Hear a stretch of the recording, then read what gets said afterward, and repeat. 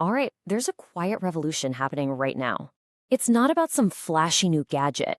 It's happening in our phones and in some really important policy debates. And it's about something much more fundamental, the very definition of who you are and how you prove it. We're talking, of course, about the shift to digital IDs. So think about it. Is that piece of plastic in your wallet about to become a relic? That driver's license you carry everywhere? That passport tucked away in a drawer? Their days as the main way you prove who you are might be numbered. So let's break down what's really going on here. Now, I want to be clear. This isn't some far-off science fiction idea. This is happening right now. All the major tech companies, governments around the world, they're all pushing hard to move your most important credential from your back pocket and onto your phone's screen. So what is a digital ID exactly? Well, at its core, it's basically a secure app on your phone. It holds all your key identity information.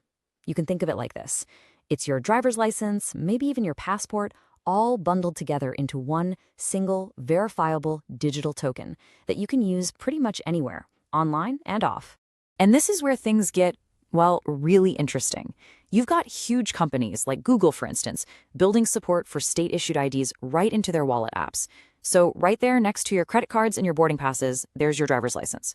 What this does is it turns our phones into the central hub for everything.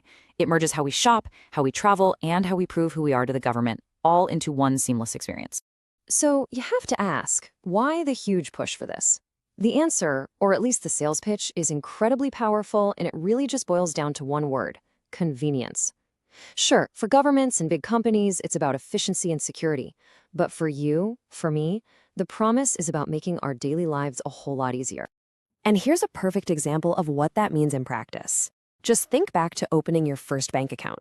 You probably had to go to the branch, bring a stack of papers, and then wait for days. With a digital ID, that whole process gets crushed down from days to just a few minutes, and you can do it all from your couch. That is the frictionless future they're selling us. And the impact on speed can be pretty dramatic. Take airports. Right now, at hundreds of TSA checkpoints across the US, they're already accepting mobile driver's licenses. And the result? The average time it takes to check an ID has dropped from around 20 seconds to less than 7. I mean, that's a huge difference when you're trying to catch a flight. So you can really start to see the appeal, right? The people pushing for this, they envision a world where everything is just seamless. Banking is faster, airport security is smoother. You've got one single sign-on for all government services. And on top of that, stronger controls against online fraud. It's a very attractive picture of a modern, efficient life. But as we know, every picture has another side. Because all this convenience, it could come with a very steep and maybe hidden price. Critics, privacy advocates, civil liberties groups, they're all raising some really serious alarms. They're talking about privacy, surveillance, and control. And they're asking a fundamental question: is a frictionless life worth living a monitored one? This quote from the ACLU really gets to the heart of the matter. A bird's eye view. What they're worried about is that a centralized digital ID system could create this incredibly detailed log of, well, everything we do. Every time you enter a government building, every time you buy something that's age-restricted, even every time you log into certain websites, it could all be tracked.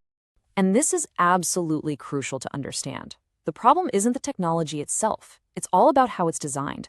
You've got two basic paths. One is a privacy-focused design, sometimes called no phone home. It verifies who you are right there, on the spot, between your phone and the reader. No central record is created. But then there's the other path, a system with a phone home feature. And every single time you use your ID, it pings a central government server. It essentially creates a digital map of your life. The choice between these two designs, well, it changes everything. And let me tell you, the opposition to these tracking-enabled designs is fierce. We're talking about a coalition of over 80 different organizations, privacy groups, tech experts, and they've used some very strong language. They've called these phone home features an Orwellian nightmare. They are begging lawmakers to build privacy into these systems from the very beginning. And just so we're clear, mandatory digital ID systems are not some distant theory. They're already here. In a place like Estonia, the digital ID is woven into the fabric of daily life. You use it for voting, banking, everything. Nigeria has a mandatory national ID number you need for basic services. China has its own system tied to facial recognition. And even the UK is planning to make it mandatory for right-to-work checks.